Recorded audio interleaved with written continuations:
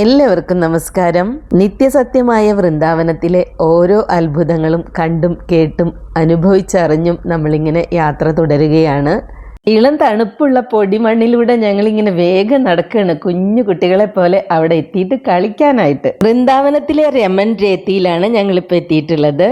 കണ്ണനും ബലരാമനും മറ്റു കൂട്ടുകാരും പശുക്കളും ഒക്കെ കൂടി കളിച്ചിരുന്ന സ്ഥലമാണ് രമൺ രേത്തി. ഇവിടെ ഞങ്ങൾ കയറുമ്പോൾ തൊട്ടടുത്തുള്ള ക്ഷേത്രത്തിൽ നിന്ന് പാട്ടും കൈക്കൊട്ടൊക്കെ ഇങ്ങനെ കേൾക്കുന്നുണ്ട്. എല്ലാവരും ഒരു ആഘോഷത്തിന്റെ മൂഡിലാണ്. മണ്ണ് വാരി കളിക്കുകയാണ് ആൾക്കാർ, മണ്ണിൽ കിടന്ന് ഉരുളുകയാണ്. അതിന്റെ പിന്നിൽ ഒരു കഥയുണ്ട്. കണ്ണൻ കുട്ടിയായിരുന്ന സമയത്ത് മറ്റുള്ള കുട്ടികൾ, മുതിർന്ന കുട്ടികൾ ഗോക്കളെ മേയ്ക്കാൻ പോകുമ്പോൾ കണ്ണനും പോകണമെന്ന് വാശിയായി. കുട്ടികൾ ഗോക്കളെ മേയ്ക്കാൻ വരുന്ന സ്ഥലമാണ് ഇത്. ഇവിടുത്തെ മണ്ണിൽ തട്ടിയിട്ട് കുഞ്ഞിക്കണ്ണന്റെ കാല് മുറിയണ്ടെന്ന് അമ്മ പറഞ്ഞു. അതുകൊണ്ട് കണ്ണനെ വിടില്ല എന്ന് പറഞ്ഞു. ഇത് കേട്ടപ്പോൾ ഗോക്കൾക്ക് വളരെ വിഷമായി. ഭഗവാന്റെ കാല് നമ്മളൊക്കെ പോകുന്ന ആ സ്ഥലത്ത് വന്നാൽ മുറിയുന്നോ? യശോദാമ്മ ഉണ്ണിക്കണ്ണനെ തങ്ങളോടൊപ്പം വിടാൻ എന്ത് ചെയ്യുമെന്ന് ആലോചിച്ചു അവർ. അങ്ങനെ ആ പശുക്കൾ എല്ലാവരും കൂടി ഇവിടെ നിരന്ന് നിന്ന് അവർ കുളമ്പിട്ടടിച്ചു. അങ്ങനെ അടിച്ചടിച്ച് ഈ മണ്ണ് മൈദപ്പൊടി പോലെയാക്കി. ഇനി കുഞ്ഞിക്കാല് നോവെന്നും പറഞ്ഞിട്ട് അമ്മ യശോദ ഉണ്ണിക്കണ്ണനെ അവരുടെ കൂടെ വിടാതിരിക്കില്ലല്ലോ. ഒരുപാട് പശുക്കള് കുളമ്പിട്ടടിച്ച് പദം വരുത്തിയ മണ്ണിലേക്ക് കണ്ണനും കളിക്കാൻ വന്നു അവരോടൊപ്പം. അതിൻ്റെ ഒരു സ്മരണയായിട്ടാണ് ഇപ്പോഴും അവിടെ എത്തുന്ന എല്ലാവരും മണ്ണിൽ കളിക്കുന്നത്. മണ്ണിൽ കളിക്കുമ്പോൾ ഭഗവാൻ കൂടെ വരുമെന്നാണ് വിശ്വാസം. കണ്ണൻ കൂടെ വന്ന് കളിക്കല്ലേ, ആ ഒരു സന്തോഷത്തിലാണ് എല്ലാവരും. മണ്ണ് വാരി കളിക്കുകയും മണ്ണിൽ കളം വരയ്ക്കുകയും അതുപോലെ കിടന്ന് ഉരുളൊക്കെ ചെയ്യായിരുന്നു. എന്നോടൊപ്പമാണ് കണ്ണൻ കളിക്കുന്നതെന്ന് ഓരോരുത്തരും ചിന്തിക്കുന്നതായിട്ടാണ് എനിക്ക് തോന്നിയത്. കാരണം എല്ലാം മറന്ന് ഇങ്ങനെ സന്തോഷിക്കുകയാണ്. ഭഗവാൻ കൂടെ വരുമ്പോൾ കിട്ടുന്ന ഒരു ആനന്ദം മറ്റെവിടെ നിന്ന് കിട്ടാനാണല്ലേ. ഉണ്ണിക്കണ്ണന്റെ കുഞ്ഞു കാൽപാദങ്ങൾ പതിഞ്ഞ ആ മണ്ണിൽ ഒരു പ്രത്യേക രീതിയിൽ കളം വരച്ച് അവസാനം നമുക്കൊരു മായാജാലം പോലെ കണ്ണന്റെ പിഞ്ചു പാദങ്ങൾ ആ മണ്ണിൽ തെളിഞ്ഞു വരുന്നത് കാണാൻ സാധിക്കും. പൊടിമണൽ നിറഞ്ഞ വിശാലമായ ഈ സ്ഥലത്തിന് ചുറ്റുമായിട്ട് ഒരേപോലുള്ള കുറേ കുടിലുകൾ കാണാം.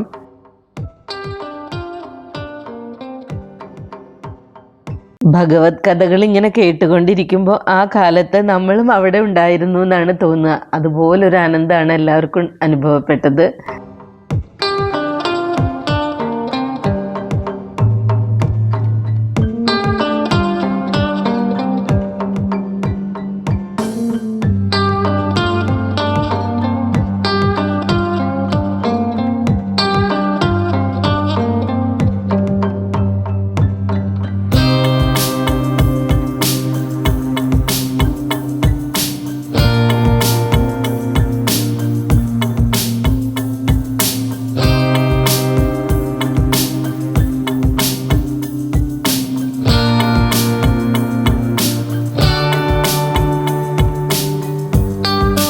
കണ്ണൻ്റെ ലീലകളെക്കുറിച്ച് അതിമനോഹരമായി പാടി നൃത്തം വെച്ച് മണ്ണ് വാരി കളിച്ച് മണ്ണിൽ കിടന്നുരുണ്ട് എല്ലാവരും നന്നായി ആനന്ദിച്ചു.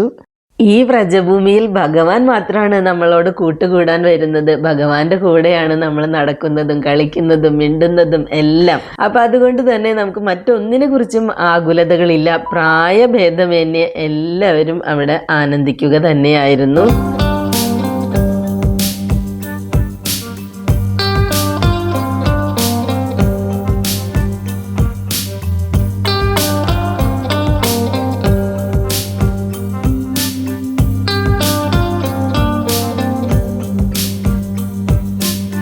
രമൺ രേത്തിയിൽ ഒരു കൃഷ്ണ ടെമ്പിൾ ഉണ്ട്. അവിടെ നിന്നാണ് മധുരമനോഹരമായ ഗാനങ്ങളൊക്കെ ഇങ്ങനെ ഒഴുകി വരുന്നുണ്ടായിരുന്നത്. അത് കേട്ട് താളത്തിൽ കളിച്ചുകൊണ്ട് കുറേ പേര് അവിടെ നിൽക്കുന്നുണ്ട്. വീണ്ടും ആളുകൾ വന്നുകൊണ്ടിരിക്കുന്നുണ്ട്. ഒരു സൈഡിലായിട്ട് പുതിയ ടെമ്പിളിൻ്റെ എന്തോ വർക്കൊക്കെ നടന്നുകൊണ്ടിരിക്കുന്നുണ്ട്. എന്തായാലും ഒരുപാട് ഇഷ്ടമായ ഒരു സ്ഥലമാണ്. കാരണം അത്രയും ചെറിയ കുട്ടികളായിട്ട് നമുക്ക് കളിക്കാൻ പറ്റുന്ന, മണ്ണ് വാരി കളിക്കാൻ പറ്റുന്ന ഒരു സ്ഥലം, ഭഗവാൻ കളിച്ച സ്ഥലം, ഭഗവാൻ കൂടെ വന്നു എന്ന് വിശ്വസിച്ചുകൊണ്ട് അവിടെ നമ്മൾ ഓടിക്കളിക്കുകയും മണ്ണിലുരുളൊക്കെ ചെയ്തു. അപ്പം എല്ലാവരും അതേ ആനന്ദം നിലനിർത്തിക്കൊണ്ട് തന്നെ ഇനി പോകുന്നത് മധുരയിലേക്കാണ്.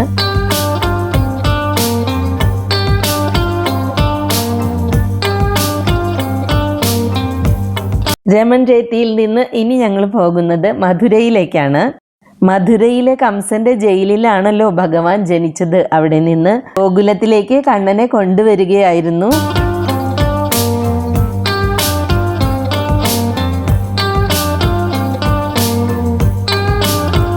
മധുരയിലെ വലിയ കൊട്ടാരമൊക്കെ നടന്ന് കണ്ടു, കംസൻ്റെ ജയിലുമൊക്കെ കണ്ടു. പക്ഷേ അവിടെ വീഡിയോ എടുക്കാനുള്ള പെർമിഷൻ ഉണ്ടായിരുന്നില്ല.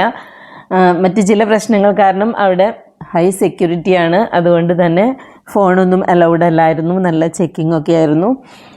പിന്നെ പോകുന്ന വഴിയിൽ നമുക്ക് എടുക്കാൻ സാധിക്കുമായിരുന്നു. അവിടെ നിറയെ കുരങ്ങന്മാരുള്ളത് കൊണ്ട് ഫോൺ അവർ തട്ടിപ്പറിച്ച് കൊണ്ടുപോകും. അപ്പോൾ കയ്യിലെടുക്കാതിരിക്കുകയാണ് ഏറ്റവും നല്ലതെന്ന് കരുതി ഫോൺ എടുത്തില്ല. ഇനിയും വൃന്ദാവന വിശേഷങ്ങൾ നമുക്ക് ഒരുപാട് പറയാനുണ്ട്. അപ്പോൾ വീഡിയോ കാണുന്ന എല്ലാവരോടും കമൻസൊക്കെ അറിയിക്കുന്ന എല്ലാവരോടും ഒരുപാട് നന്ദി പറഞ്ഞുകൊണ്ട് ഇന്നത്തെ വ്ളോഗ് ഇവിടെ അവസാനിക്കുകയാണ്. അടുത്ത വീഡിയോയിൽ നമുക്ക് വീണ്ടും കാണാം. നന്ദി, നമസ്കാരം.